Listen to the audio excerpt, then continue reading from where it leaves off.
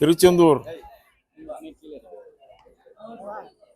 முருகன் சன்னிதானத்திலிருந்து பேசுகிறேன். முருகனை வழிபடுறதுக்காக நான் வந்தேன். இங்கே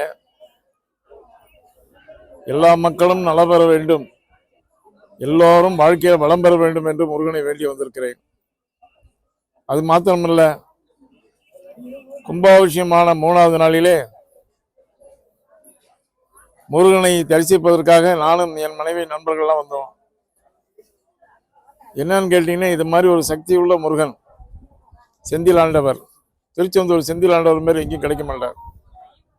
அந்த அளவுக்கு சக்தி உள்ளவர்.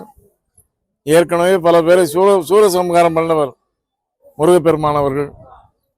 இந்த முருகனை பார்த்தாலே நம்மளுடைய தோஷங்கள்லாம் நீங்கி போவோம். அது மாத்திரமல்ல, ஒரு 2 நாளைக்கு முன்னாடி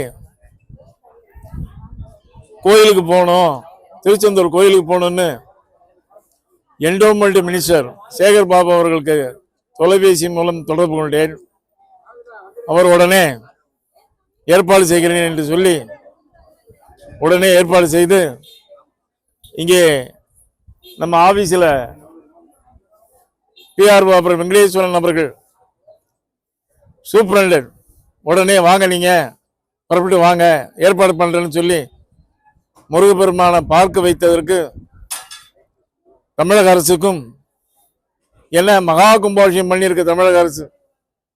அது மாத்திரமல்ல, அறநிலையத்துறை அமைச்சர் சேகர்பாபு அவர்கள் இங்கே இருந்து அவ்வளவு யாகங்களையும் பண்ணி எல்லாம் சிறப்பாக எல்லாரும் வாழணுன்ட்டு எல்லாம் பிரார்த்தனை பண்ணிட்டாங்க. நானும் அதில் ஒருவன். இன்னொரு விஷயம் என்னன்னு கேட்டிங்கன்னா, திருச்செந்தூர் பல தடவை வந்திருக்கேன். கும்பாபிஷேகம் ஆகி 4வது நாள் 5வது நாளில் நான் வந்திருக்கேன்னா அது எனக்கு ஒரு மரியாதை. எனக்கு ஒரு மரியாதை, முருகனுடைய அருள் வேண்டும்ங்கிறதுக்காக நான் இங்கே வந்திருக்கேன். இன்னொரு விஷயம் என்னன்னு, முக்கியமான விஷயம், என் பையன் டைரக்ட் பண்ணுறார். நான் கிட்டத்தட்ட ஒரு 45 வருஷமா 48 வருஷமா திரையுலகத்தில் இருந்துட்டேன். இப்போ என் பையன் டைரக்ட் பண்ணுறார். அவர் கௌதம் மேனன் அசோசியேட் டைரக்டராக இருந்தார். அவர் பேர் சாரங்கன் தியாகம். 6ஆம் நிலையன்னு ஒரு படம் டைரக்ட் பண்ணி முடிச்சிட்டாரு. படம் ரிலீஸ் ஆக போகுது. அதுக்காகவும் அவனுக்காக வேண்டி நான் வந்திருக்கேன். அந்த படம் மிக சிறப்பாக வந்திருக்கிறது. அந்த படத்திற்காக நல்லா ஓடணுங்கிறதுக்காக முருகப்பெருமானை வேண்டிக்கிறதுக்காக வந்திருக்கேன். எல்லாரும் நல்லா இருக்கணும், பத்திரிகை நண்பர்களும் நல்லா இருக்கணும். எனக்கு இவ்வளவு தூரம் ஆதரவு கொடுத்த பத்திரிகை நண்பர்களுக்கு என்னுடைய நன்றியை தெரிவித்துக் கொள்கிறேன். ஏன்னு கேட்டீங்கன்னா, விஜயகாந்த் மறைவுக்கு அப்புறம் இப்போதான் நான் வரேன், வெளியிலே வரேன். அது வரைக்கும் நான் வரவே இல்லை, வெளியில எங்கேயுமே போனதில்லை.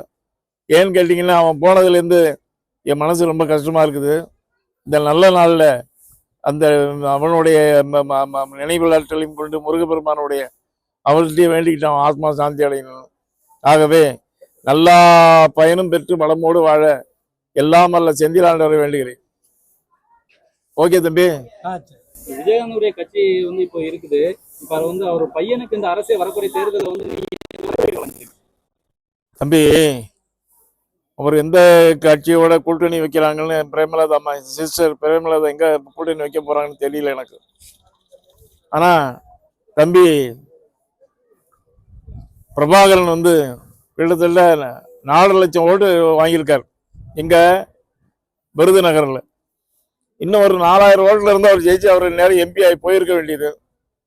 முருகன் விடமாட்டார், திருச்செந்தூர் முருகன் விடமாட்டார். மீண்டும் அவர்களை தேர்தலில் வெற்றி பெற்று ஒரு முக்கியமான பொறுப்பிலே தம்பி பிரபாகர் வருவார் என்ற நம்பிக்கை எனக்கு இருக்கிறது.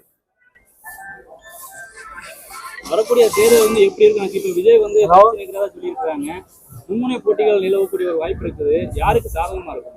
எனக்கு அரசியலை பத்தி நான் பேச வரல. கோயில்ல வேண்டாம், கோயில்ல அரசியல் வேண்டாம். என்னன்னு கேட்டீங்கன்னா, முருகனை பார்க்க வந்திருக்கேன். அரசியலை பத்தி பேசணும்னா வெளியில பேசலாம்.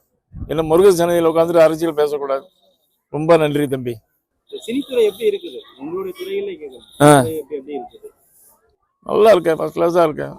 சின்ன சின்ன படங்கள்லாம் நல்லா ஓடுது. இப்போ பார்த்தீங்கன்னா, டூரிஸ்ட் ஃபேமிலின்னு ஒரு படம் நல்லா போச்சு. அந்த அப்புறம் என்ன படம் ட்ராகனா நல்லா போகுது. இன்னைக்கு என் பையன் 6ஆம் நிலையன்னு ஒரு படம் ரிலீஸ் பண்ணியிருக்காரு, பாருங்க, சூப்பராக வந்திருக்கு. ராஜேந்தர் ஒரு பாட்டு பாடியிருக்கான். அவன் என் கிளாஸ்மேட், அவன் டி ராஜேந்தர். கூப்பிட்ட உடனே ரொம்ப நாளைக்கு அப்புறம் கூலிக்கு அப்புறம் நான் பாட வரண்டான்னு சொல்லி பாடியிருக்கான். இந்த பாடம் வந்து பாட்டு வந்து என்ன கேளுங்க, சூப்பராக இருக்குது அந்த பாட்டு. அது மாதிரி சின்மயி ஒரு பாட்டு பாடியிருக்காங்க, அருமையாக இருக்குது.